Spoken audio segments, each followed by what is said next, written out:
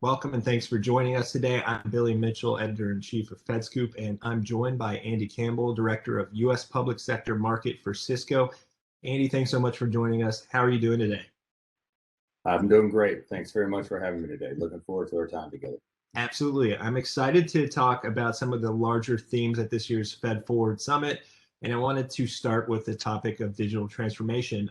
We all know how the past year has been a little bit crazy with the pandemic and more, but I wanted to hear from you, how have federal agencies moved forward in their journey to digital transformation during that time? I think they've moved forward surprisingly well considering the conditions under which they've had to operate. There's been a tremendous amount of change in a short period of time. I think they were already headed down the road for their digital transformation efforts. They had made a lot of progress in those areas, or the areas that they had selected as priorities. And when when the pandemic showed up, it forced a slightly more chaotic adoption rate of those priorities. Right, the implementation and transformation happened faster, maybe than many people had ever expected it would. But I think they've done very well across cloud. Cybersecurity obviously is a huge issue across the board. But one of the positive things that's happened out of the pandemic is, and because of the compressed time frame that the agencies have had to work under, it really started to show where some of the weaknesses or gaps that needed to be addressed were, and allowed the agencies to address them quickly. And so I think from a cybersecurity perspective, remote workforce, which is part of that, a secure, seamless, collaborative workforce, workforce transformation, working maybe all from home, part from home, all of those things were driven in a compressed time frame, but there were many benefits that came out of it, and agencies handled it remarkably well. That's a great start. Andy, I know that one of the big things that comes out of digital transformation is the ability to adopt emerging technologies. And I'd love to move there next and ask, what are some of those emerging technologies that are on the horizon that can make major impacts across federal operations, and why would you say those ones are important? Yeah, I think there's three in particular that are going to make large impacts. Now, how these three are ultimately defined and how they're adopted by agencies, right? That will be sorted out over time. But I think, and I just mentioned one of the areas, which is a secure, seamless, collaborative workforce. How do you build a secure and seamless collaborative workforce? So cybersecurity gets woven into everything. It's not something that's extra or outside of any of these transformations. So I think, by itself, cybersecurity is not particularly an emerging technology, because it needs to be so ingrained and a part of the other emerging technologies. So I think secure, seamless collaboration is an emerging technology. There's been collaboration, and there's now multiple paths for collaboration.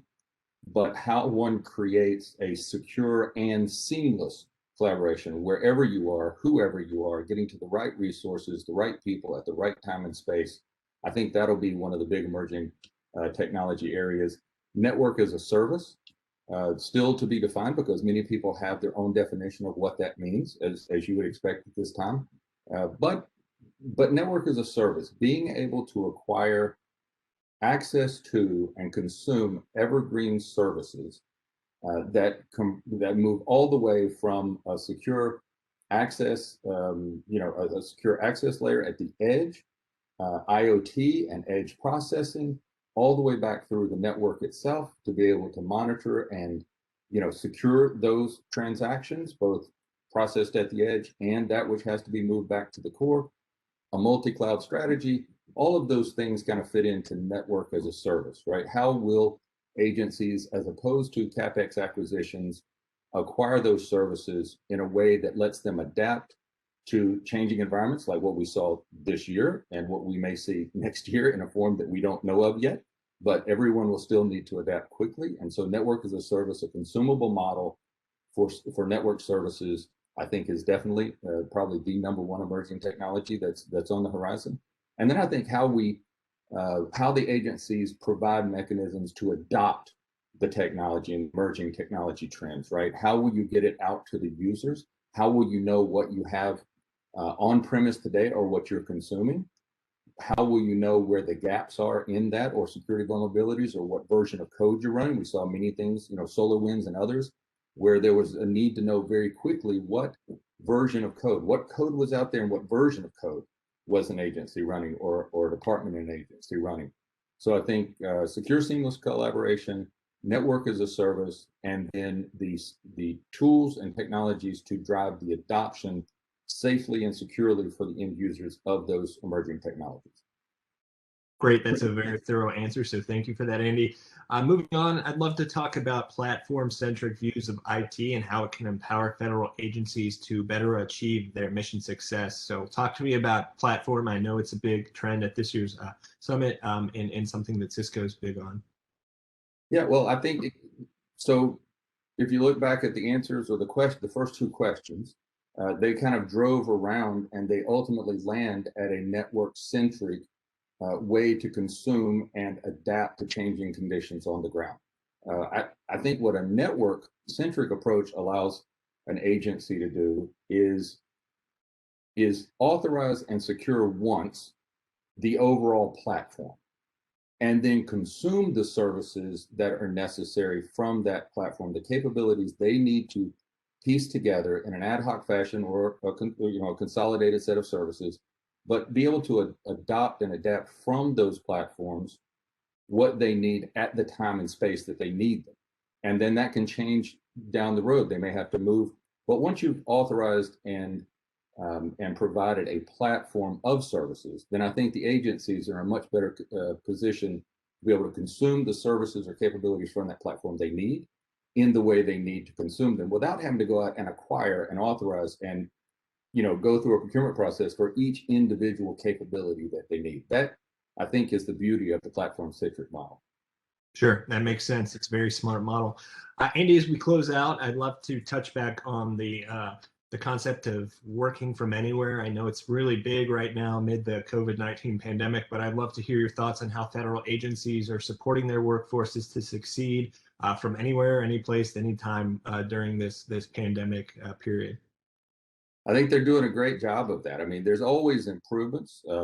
Every consumer, whether government or commercial enterprise, I mean, everyone is trying to figure out how do you become more efficient and effective. And in this transformation that we're in toward a more remote workforce, I think it's important. The agencies are doing a great job of providing the tools as fast as they can in a secure fashion to remote workers. I think we also have to keep in mind things that we've learned at Cisco is,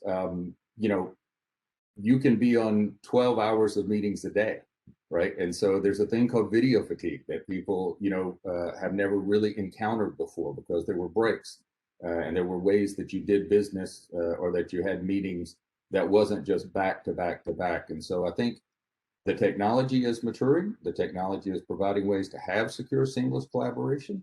It's enabling a remote workforce. The security tools are there to enable a remote workforce. I think we also have to care for the individual at the other end of that, technology, to make sure that they can actually perform. I think what we've seen, one thing that one thing that we've definitely seen is a federal workforce that is engaged remotely, right? They are working probably even harder than they were working before. And that's a testament to the willpower and the desire to do the right thing by the federal workforce. Absolutely. Despite the video fatigue, Andy, thanks for taking the time to do this with us. I really appreciated our conversation today, and hope we can do it again soon. It's a pleasure to speak with you, Billy. Look forward to seeing you again soon. Bye-bye.